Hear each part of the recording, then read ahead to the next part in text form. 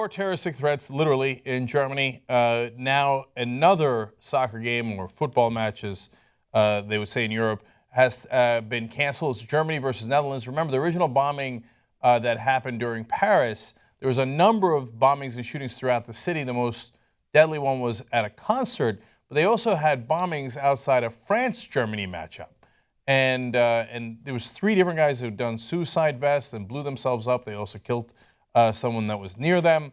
And so in the beginning, it looked like there was a fake story about a threat in the match between Germany and Netherlands. Very relevant for how many people are there and who's there, as I'll tell you in a second. But it turns out there was a second threat that was confirmed.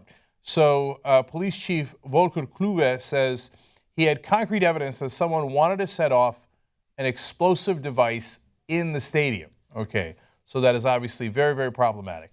And now who is going to be there? Well, members of the German government, including Chancellor Angela Merkel, had not arrived, but were scheduled to attend the match to send a signal that Germany wouldn't bow to terrorism in the wake of the deadly Paris attacks on Friday.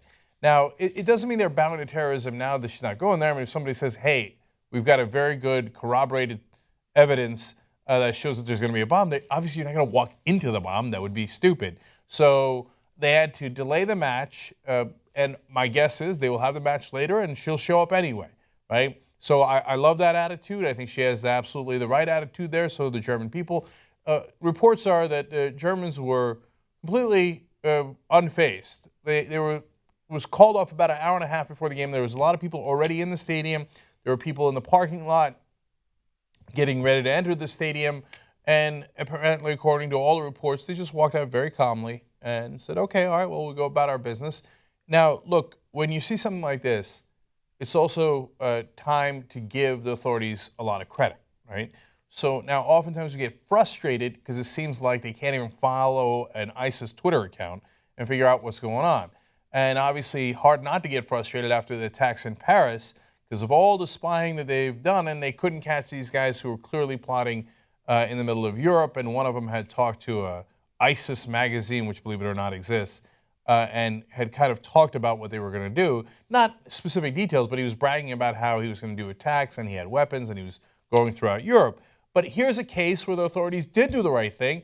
They did find out there was a credible threat. They ended it. No one got hurt. Fantastic. But one more note about this. It seems that ISIS seems to be going after soccer matches in particular. Tuesday's friendly between Belgium and Spain was called off late Monday following a Belgian government recommendation. The Belgian Football Association said it was in the context of a new elevated terrorist alert and the current pursuit of a suspect.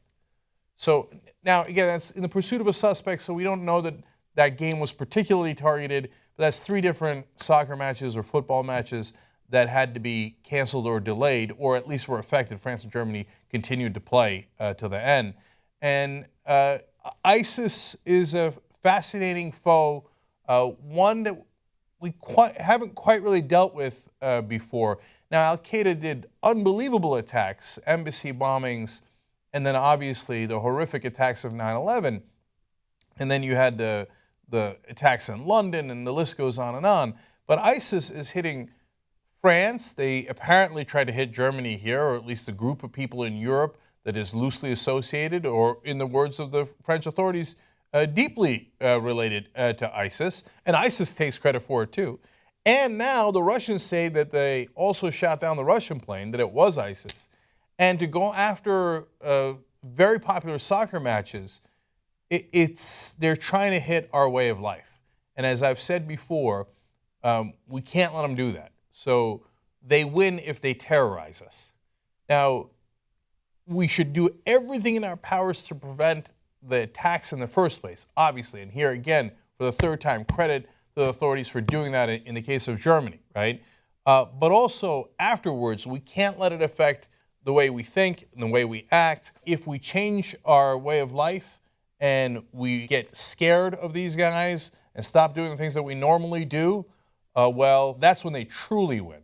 The bombings isn't the victory. It's if they change us, that's the victory. So don't let them do that. So I think in this case, the German people were very brave, the people that were there. The government handled it right. So job well done. Very, very proud of how the Germans handled it.